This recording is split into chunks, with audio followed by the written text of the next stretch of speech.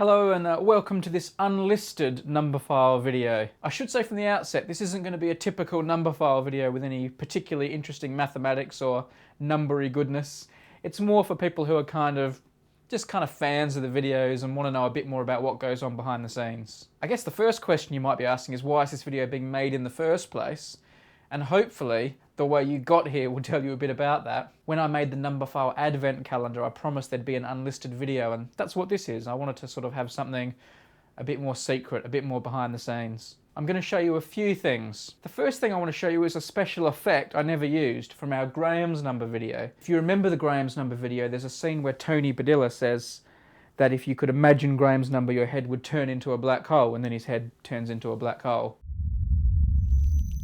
People think mathematicians... Now I made that effect and it's not particularly good. I had someone who is good at effects do it for me as well, a friend who I used to work with at the BBC. This is what he came up with. Crazy sort of pictorial image. It would. There'd be too much. You couldn't store that much information in your head to try and picture Graham's number. People think mathematicians just basically look at bigger... Now that's obviously somewhat better than what I did, but the funny thing is, I almost thought it was a bit too glossy for Numberphile. It was a bit too snazzy, so in the end I went with my kind of deliberately worse effect rather than the one that was made a bit more professionally. So I always was a bit disappointed that I never used that effect or showed it to anyone, so now I have. Here it is again. To try and picture Graham's number. People think... Next I'd like to show you some footage from my favourite place in the world, and that's Mount Everest. Now I did a Mount Everest video about the number 8848 and used a little bit of footage, but it's such an interesting place to me, it's such an amazing thing to see. I thought I'd show you some footage that kind of explains the layout better, because as someone who's read a lot about the place and thought I knew a lot about it, it's not until you go there that you kind of get your bearings. So have a look at this and I'll explain a bit about what's going on. It's not very numbery, but I still think it's interesting.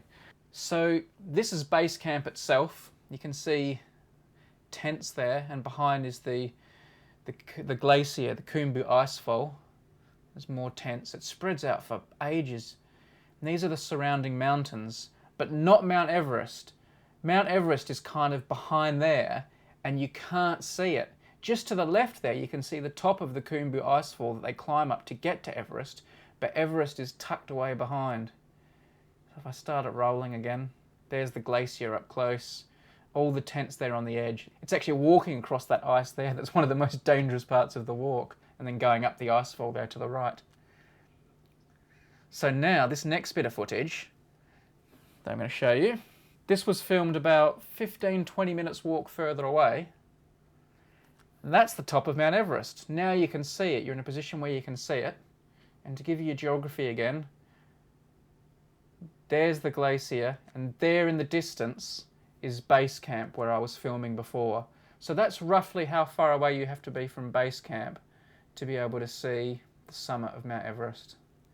8,848 metres, or 8,850 according to some, but you can watch a Numberphile video all about that.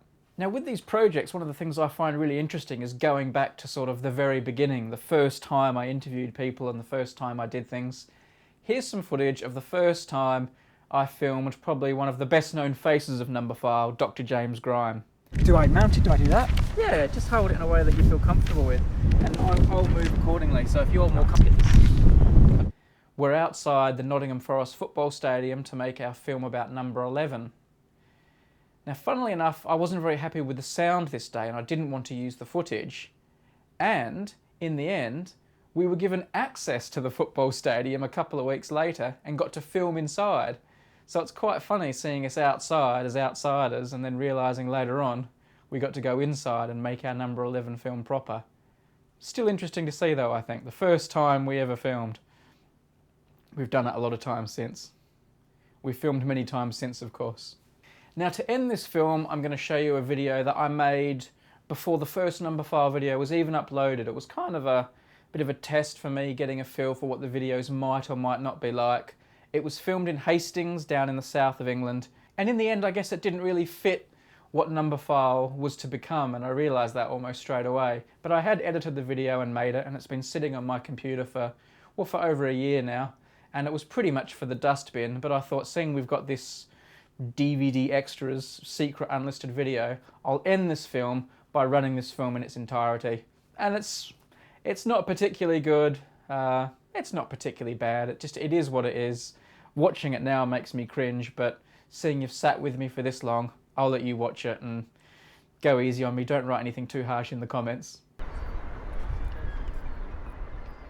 I've come down to the southeast of England to a place called Hastings to talk to you about another number.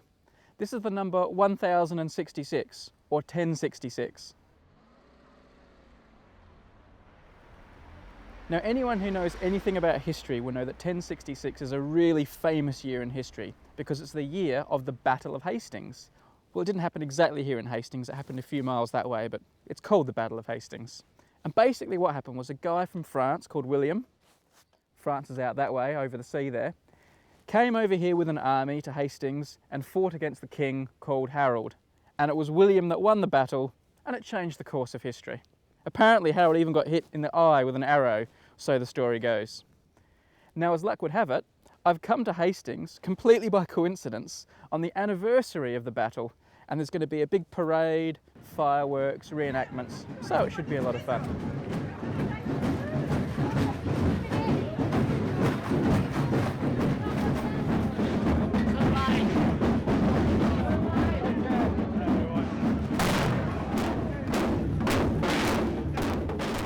But there's another thing about the year 1066 which I find really interesting, and actually it has a funny tie-in with the Battle of Hastings itself.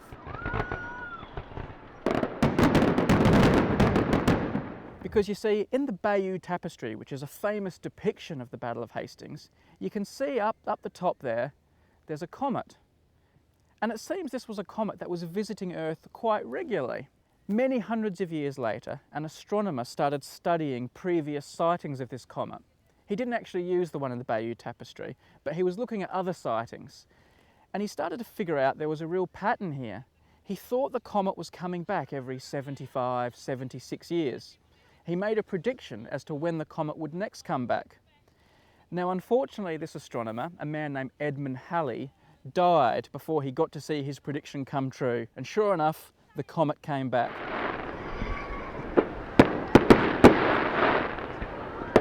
The comet was named after him, Halley's Comet.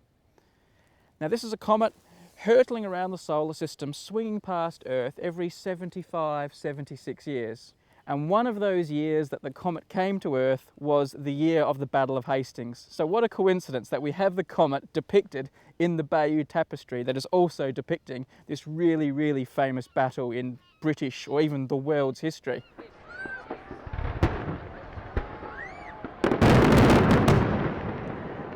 It was last here swinging past Earth in 1986. We actually sent some space probes to get a better look at it because it wasn't a very good year for seeing it, unfortunately. And it next comes back to Earth in 2061, so fingers crossed some of us will be here to see it.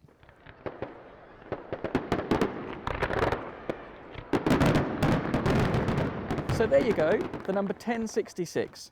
We haven't talked a lot of maths, but it is an interesting year in this periodicity, this pattern of Halley's Comet that keeps coming back to Earth every 75, 76 years, depending on various gravitational factors.